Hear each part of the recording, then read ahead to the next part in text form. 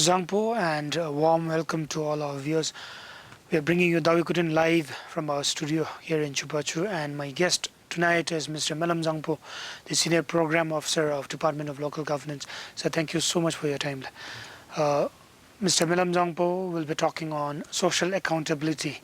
This is one such initiative taken by the Department of Local Governance in collaboration with Anti-Corruption Commission. You had series of trainings on promoting social accountability and empowering citizens. If you could briefly tell people what this is all about. Good evening to all the viewers. This is one of the activities that we have taken up very recently with support of Helvetus Swiss Intercorporation and the STC through Anti-Corruption Commission. We thought that social accountability, or in generic sense, accountability is the duty of public officials, institutions to hold or take responsibility for their actions. And social accountability is a mechanism through which there is some kind of civic engagement in trying to exact accountability from public officials or institutions. What is the response like from the public as well as the elected leaders?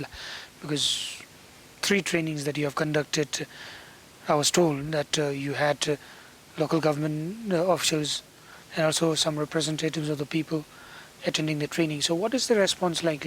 Are they forthcoming? Just to share the 3 types of trainings that we have done so far.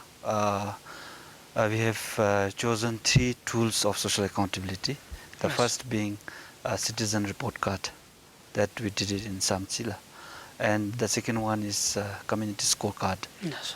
And the third and the most recent one that we did in Shemgang was the budget analysis and advocacy. So these 3 tools actually involve citizens in trying to assess the quality of the services or infrastructure. So from our initial experience of taking this initiative forward, we thought that local leaders and the public, we have also had participants from communities like Koshinensis, and we have also trained all the 205 GAOs. We have had sensitization workshops with them, and the general feeling that we get as of now is that they welcome the idea very much. So there's commitment from the stakeholders. Yes, they welcome the idea, and they feel that this kind of new initiative will go a long way in trying to foster good governance.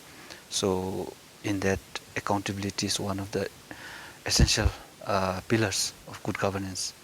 Yes. Now, one of the serious challenges that any new idea or concept or project would face is to take off immediately. What kind of challenges do you see in this area, especially promoting social accountability? Of course, people do know their rights, their responsibilities, but there are certain areas that people really don't want to dwell. Yes, we do face a few challenges. We have the legal basis as enshrined in the Constitution that democracy, participation, transparency, all this stuff are there. And also in our local government rules and regulations, local government act. But in real practice, we haven't had much, we haven't taken up real concrete activities. But one of the challenges that we had in the initial phase was that we are not able to get a very clear idea of what we are supposed to do, firstly. And for that, we need to look for international expertise as well, and but we believe that this has been a success elsewhere in the world, that social accountability has really addressed issues related to local governance or good governance, you might like to call it. Yeah, so now transparency is key to promoting or having social accountability, and you talk to the local leaders, you talk to people concerned. They have their own mechanisms to make things transparent. But is it as transparent as it requires to be? from your Uh, observation? At the moment, we are just starting off, but it's not to say that things weren't transparent as well in the past. But what we are trying to get at with this kind of initiatives is that people of different constituencies, GOs in local terms, they will get to know their share of budget, for Yes. instance, to say the least. So they will also get to know their allocations, budget allocations for particular activities. So these are the things that we want to take it forward to the communities, and also by the same token, we want to have their responsibility. We want to have their needs reflected in the plans and programs, budgets. So otherwise, we won't be doing justice if things are planned from the center and if it doesn't match with their needs. So actually, we don't have we have a issue. We have an issue with governance. Yes. Budget is one topic that has to be deliberated, that has to be debated by different people of different walks of life, and experts from different field need to deliberate and debate. Media need to pick on it. CSOs need to talk about it. But this is not happening in Bhutan. Will things improve hereafter? One of the critical things that has come in the way of not really having healthy budget discussions or debates on budget is that our local governments, for instance, they don't have their own source revenues. So in a way, if people think that resources don't come from their own pockets, or it's not resources do not belong to them, so we tend to have a kind of impression that resources always come from government, and then they are not taking kind of responsibility. But in the long run, when resources get more scarce, as you know that we have always been facing resource constraints. So in the long run, I think with this kind of awareness, with this kind of initiatives being pushed forward, people might bring very concrete issues in terms of having healthy debates, then having their real needs reflected in Yes. terms of budgeting. Well, these are some of the wonderful initiatives that your department, along with Anti-Corruption Commission, are taking. Now, as cynics would point out, there are many advantages to all these initiatives, but again, with the kind of mindset that our people have, not many would have the same kind of mindset, but there are some who do not have this sense of belongingness, and they wait for the state to deliver everything to their homes, to their houses. And you talk about budget. As long as the budget is for the common good, one is least bothered. But they are bothered only when the money goes directly to their wallet or to their houses. So with this kind of attitude, do you think things would pick up? Will it be helpful? It has also been the experience with many advanced countries that people generally seemed to have kind of apathy, means generally not having some kind of enthusiasm for budget. But I believe even in our case, it's our feeling that people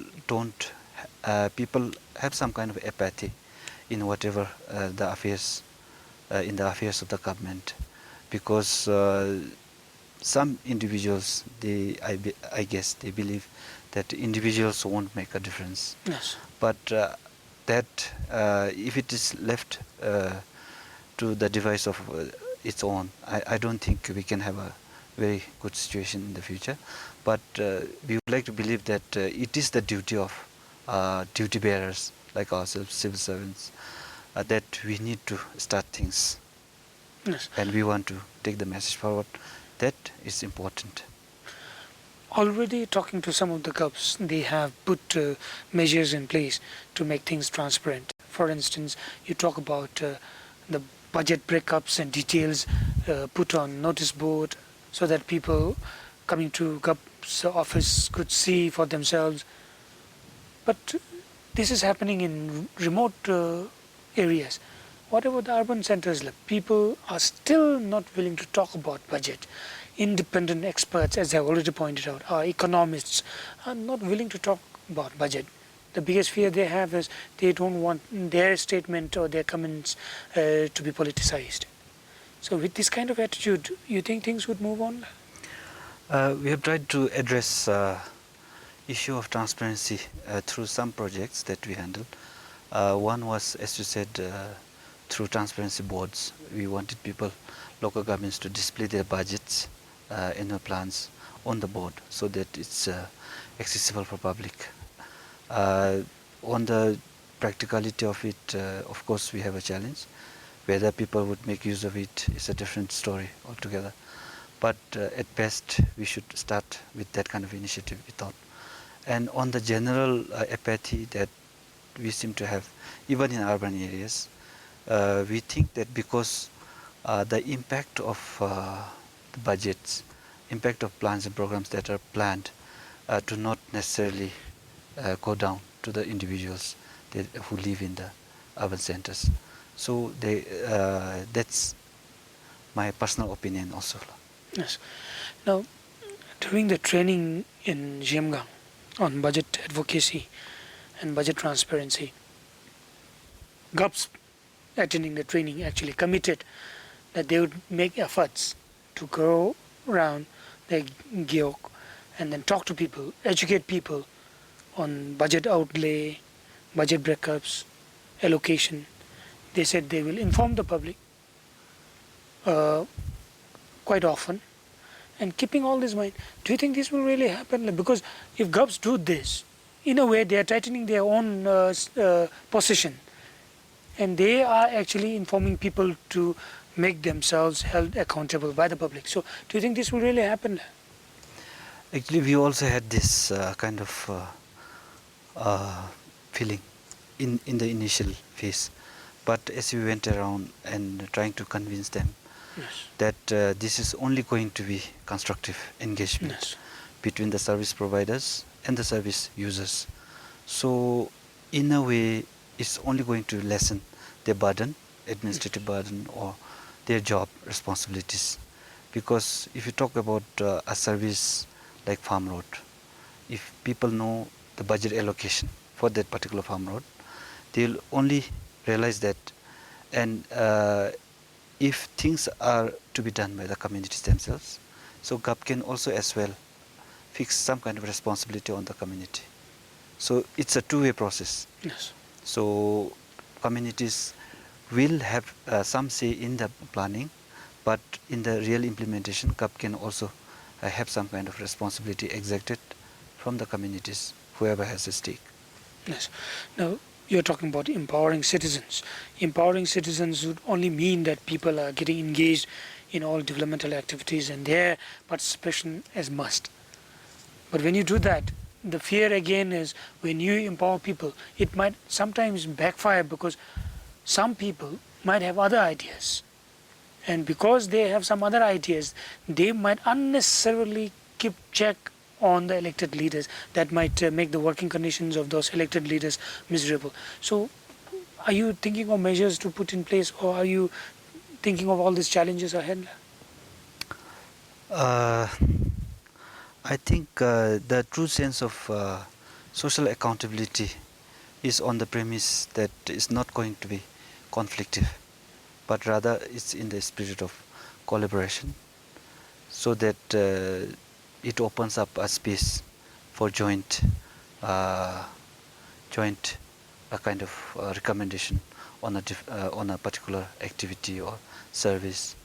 So I don't see much problem. Yes. Now you're talking about the agent of change. It's not just the public alone, but there are so many agencies that should play different roles as different stakeholders to promote social accountability. What do you think of this agents of change? For instance, you talk about CSOs. Are they performing as required, as expected? Certainly a very good question, because this kind of initiatives cut across multiple players.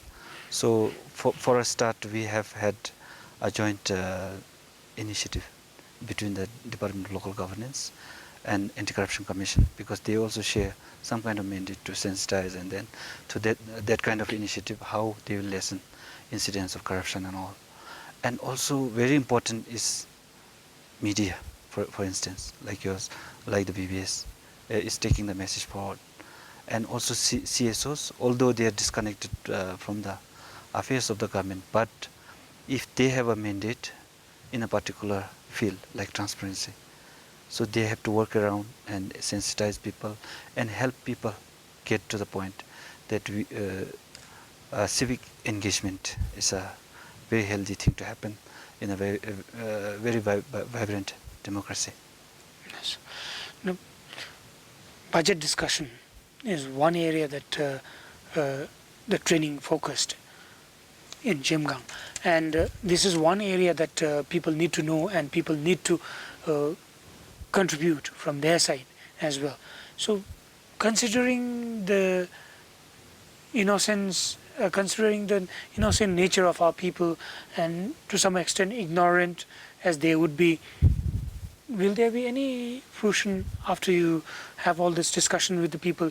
Because one of the challenges pointed out by the GUPS is that not many people would want to attend important meetings like this, and even if they ask for meetings, even if they make it mandatory, they'll send children, they'll send elderly people, and then later when you ask them, they'll say they have no idea on this issue. So the whole issue I see is maybe around predictability of budget for our case, and I think but the general situation has improved much in that people have now better access to information through media, through exposure, and also now we have been experiencing that a lot of new things like Zomdos are happening, as is also required by legal frameworks like local government rules and regulations, that any budget discussion has to happen at the Chiok level through a village Zomdo. So I think at most it can also reflect real needs of the people, even if it doesn't really talk about the essence of figures, because our people now, as of now, I don't think they're really interested in trying to understand what does a figure mean. As long as they have their plans, as long as they have been given what is their due share. So I think they're more or less content. Yes. Now, one of the tools used to promote social accountability is the training that was held in Samsi, that's community scorecard, right? Citizen report. So, okay, the one that was held in Serbang is on community scorecard. Right. Community scorecard, should we understand this as some sort of evaluation? Exactly. It's to monitor performance of a given service or infrastructure. And for that you have ranking? Yes, of course. Yes. Because it wants to create a space for the users and the providers to come at a point and they sort out issues, because that process involves a particular GIOC level community members together and they want to discuss a certain service, and if they have any issues they want to raise, they want to bring out, so they can go on rating what is their level of satisfaction, what do they feel about it. So as a group, so they want to score, give a score on a scale of 0 to 10 on their experience with the service.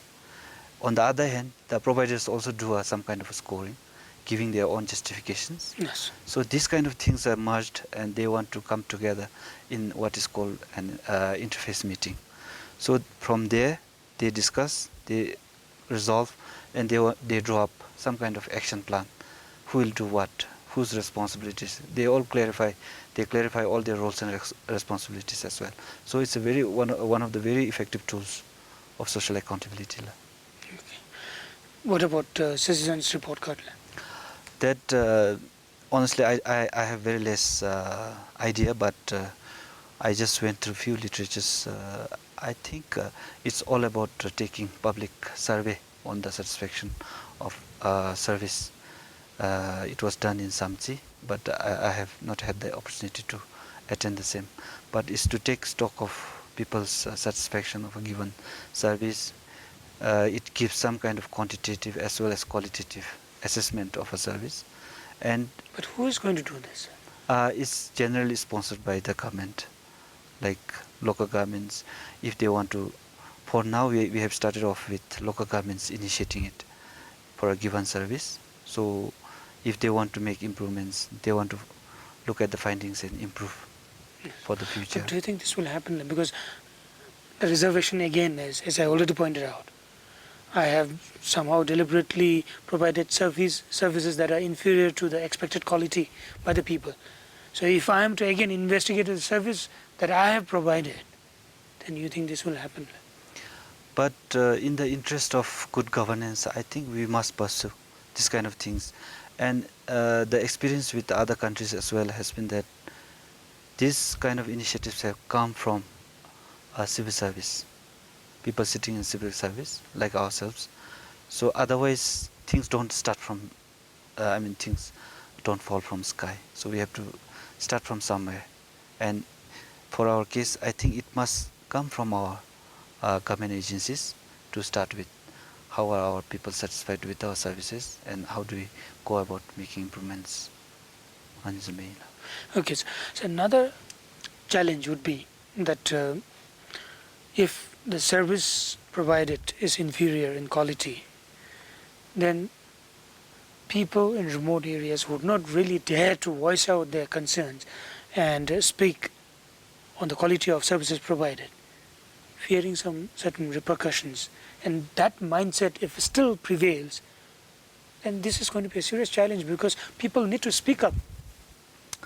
I think we have seen a lot of change in this aspect, especially in terms of how people view themselves as partners in development. So actually we might have had some kind of tension in that people not really willing to speak up their mind, to really go honestly and tell people about their discontentment of a particular service or infrastructure.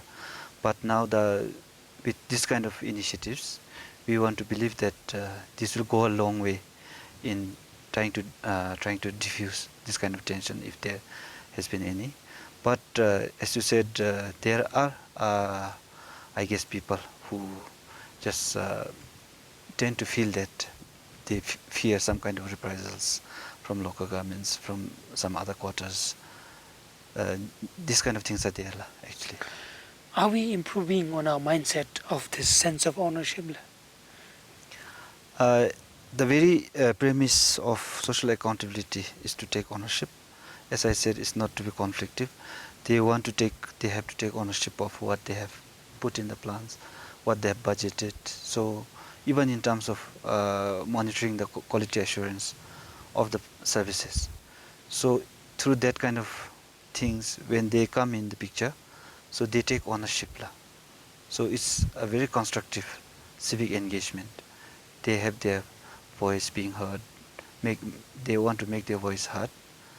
So although we face different kinds of participation levels, they have ladder of participation, like just for the sake of doing it, or having their voices incorporated in the decisions. So we have no idea how things are done outside of Bhutan, but at least in our context, be it any issue, things easily get politicized. And maybe because of this fear, there will be lesser experts who will comment, for instance, talk about budget transparency, talk about budget discussion, budget allocation. Budget is one area, one issue that people debate so much, as said earlier. But because experts fear that things are getting politicized and that their views may not be welcomed by the government incumbent, these challenges would not really make things take forward. As of now, I think this is a very small start in the front of trying to look at or trying to address transparency. So we want to take the message forward that people should have their say, or they should try to engage constructively in the budget process, because by any other measure, budget is the single most important policy document of the government. It also reflects the value of the government. So I don't think uh, any outside views or experts views can really have some kind of negative impact, but as apolitical as we are as civil servants, we want to believe that it contributes to good governance to a large extent. Okay, sir. Final question. You had 3 trainings, Samsi, Sarbang and Shemgang. What next? Are you planning for any more trainings? For now, I think we have chosen these 3 tools for now, and the next steps that we are going to do is just see how we can have more resources coming through development partners, and we want to have more collaborations, in that we want to really take it to the grassroots in a meaningful way, not in a we aren't going to do with a big bang approach, but just be meaningful and have some concrete things taken to the grassroots level, so that people have better say in their planning, budgeting, expenditure tracking, or performance monitoring. Yes, so Mr. Melam Zangpo, thank you so much for your time. Well, this brings us to the end of our program tonight. Before we wind up, an announcement that I've already made in Zonka, that we are going to bring you a debate, not a debate, but a discussion on Education City coming Sunday. Sincere apologies for not being able to bring you the program last Sunday. But this time around, we are going to bring you the program simply because there are so many people calling us and interpreting things in a different manner. So we decided that we will have the program this Sunday. Keep watching, and for now it's time to say good night and Tashdilillah. Thank you.